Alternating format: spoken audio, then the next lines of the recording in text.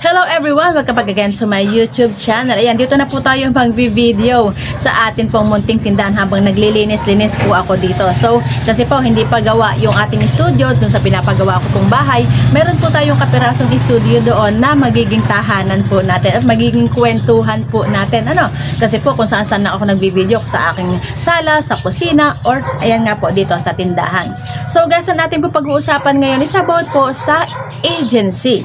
Kasi po ako as agent, alam ko makaka-relate po dito yung mga agent din, okay? Kasi po dito po sa agency is wala pong option kung para ikaw ay i-release as agent. Halimbawa ako ang master agent mo, wala pong option para ikaw ay i-release katulad ng inaasahan mo, okay? So kasi po sa mga comment at saka sa mga GC na ginagawa ko, marami po yung mga agents na medyo pag natuto na at saka medyo hindi nila gusto yung pamamalakad, talaga po sila ay nang i-stress para po sila ay magpa-release. Guys walang option ang master agent para i-release kayo as sub-agent. Okay, pero meron pong paraan kung paano po tayo umalis or kung paano natin ipa-dissolve ang ating agency. So, first step po, okay? Magdidire-diretso na tayo, okay?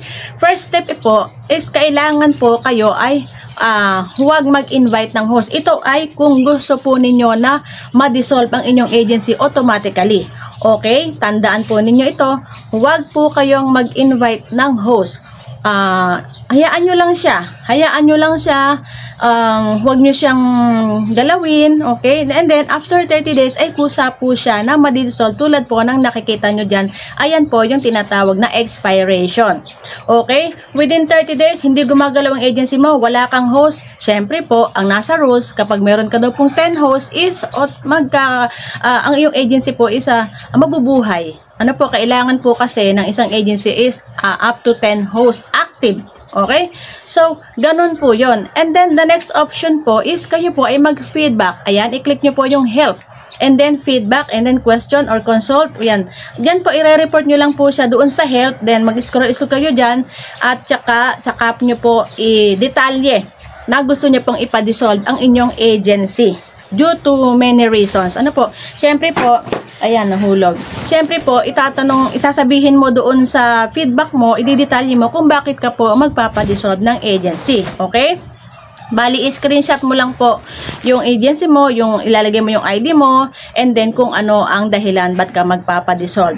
And meron pa pala po ako pangatlo, kung ikaw po ay mayroong kilalang admin, okay po admin, pwede ka naman po mag-direct sa kanya para po ikaw ay i-release or ipa-dissolve ang iyong agency. Pero ang the best way po para no stress is ikaw ay huwag mag-invite ng host, huwag mong galawin ang agency na yan, and then automatic within sa 30 days at walang tao ang agency mo, automatic po ayan ay madi-dissolve. Yun, ganun lang po kasimple. So, aminin na natin, ayan sa mga nakaka-relate po sa akin as agent. Marami po tayong na-encounter na mga user or sub-agent natin na nagpapa-release.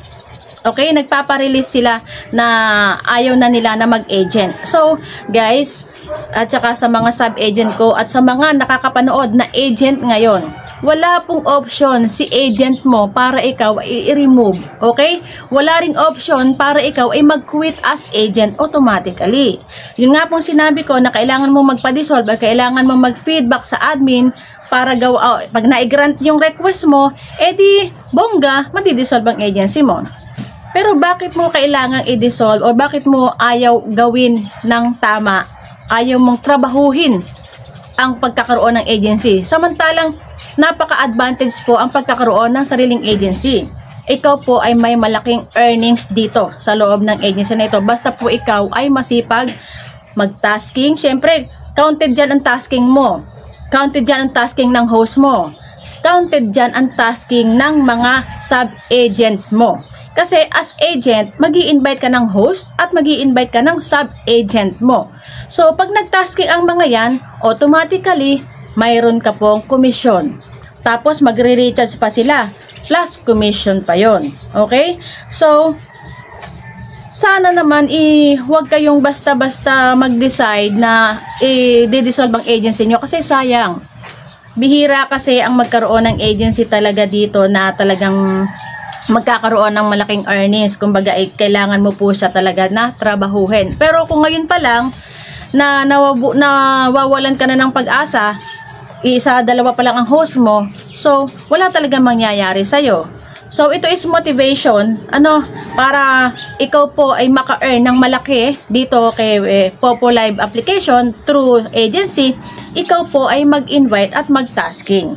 And then, i-guide mo po yung iyong mga host at agent na mai-invite. So, kung agent ka, gagawa ka po ng GC para sa iyong mga miyembro. Okay? Ayan, ganun lang po yun, ha? Paulit-ulit ko pong sasabihin, walang option ang agent mo para i-remove ka as sub-agent. Kailangan mo po na gawin yung sinasabi ko na magpa-dissolve ka. Huwag mong galawin ang agency mo, okay? Habang, ayan, mag-tasking ka lang, huwag mong pakialaman ng agency mo. So, automatic, ayan, ay madi-dissolve. Okay?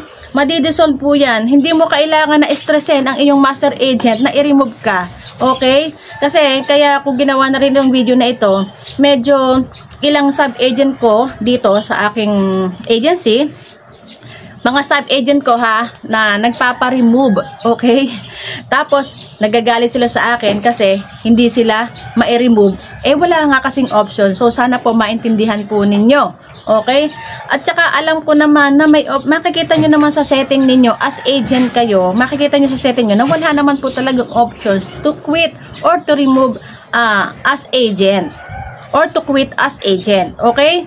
So, gawin nyo lang po yung sinasabi ko, magpa-expired kayo ng agency or mag-feedback kayo, click nyo yung help, doon kayo mag-report sa admin na kailangan yung i-dissolve ang inyong agency due to many reasons. Ayan, hahanapin po kasi yung inyong mga doon, hahanapin po, titingnan po ni Popo yung reason ninyo bakit kayo magpapadissolve, okay? So, ganun lang po. Wala tayong stressan dito. Ako po is nandito para po mag-help sa inyo, para po maka-earn. Pero hindi ko po deserve, okay?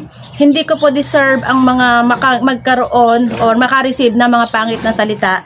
Okay? Ayoko nang magbigay ng example. Alam ko, mapapadaan ito doon sa aking tinutukoy. Dahil medyo nagagalit sila sa akin dahil hindi ko sila ikinukwit as agent. Okay? Gusto daw po nila na umalis. Anong gagawin ko po? Walang option. Okay? So, pinagsasalitaan tayo na magaling lang daw mag-invite, hindi naman daw nag-guide. Diyos ko. So, ayan, kung sino man po yung nakakakilala sa ating page, okay? Mayroon po tayong Facebook page, Popo Live Philippines, okay? Ito po yon. So, dito po ninyo makikita, ito po yung ating page. So, meron na po tayong 11,000 followers. Naghahanap ka ba ng pagkakakitaan? Aba, dito ka na sa madaling kitaan. Team Clover Agency 4300237. Free registration, free tutorial, pwede kahit kanino. Legit earning app, unlimited withdrawal. Register na! Okay. So, meron na po tayong 11,000 followers sa ating page, okay? Kung sino man po yung makakapanood nito, narinig sa sinasabi ko, pwede nyo pong pasyalan yung aking page. And meron din po akong mga pa-reward, tulad po nito, may pa-reward po ako. Kapag nag-live po ang page na ito, at yung mga nag-share at nag-like po ng page, ay binibigyan ko po ng 5,000. So, napakarami po akong binigyan kahapon, dahil ako po ay nag-live, okay? So, ito po siya. Madami po tayong binigyan noon. Ayan. Ayan. So, kung gusto po ninyong mabasa yung mga sinasabi ko dito about po sa release agency, yung mga nagagalit, ayan, pwede nyo po akong puntahan sa page na ito. Ito po yung ating Facebook page. Popo Live Philippines Facebook page. Pero ito po is page ko, ha. So, tulad nga po sa sinasabi ko sa live, hindi ko po sinasadya na mayroon akong kapareho. Kasi po, ang pangalan po ng fan page ng Popo ay Popo Live Philippines din, pero maliliit na letra. So, ito po yung sa akin as 11,000 followers pa lang po ito kasi simula pa lang po nito. Pero, makikita naman po ninyo na ibang-iba naman po yung content ko sa content ng fan page natin. So, ganun lang po ha. Gusto ko lang pong iklaro po iyon. Okay? So, guys, ganun lang po yung aking ang aking sinasabi as agent. Ano po? So, ayan, ini-invite ko po kayo nga doon po sa ating page. Okay? So, para po kayo ay magkaroon din ng rewards, pwede nyo po akong pasyalan sa page natin. At pwede nyo rin po akong i-PM doon. Ako naman po ay sumasagot sa mga questions at sa mga comments. Ano po, dahil meron naman po tayong admin dito. Kung hindi man po ako maka-reply kaagad, is may sasagot naman po sa inyo. Okay? Pero mas maganda po is ako po ay inyo nang i-PM.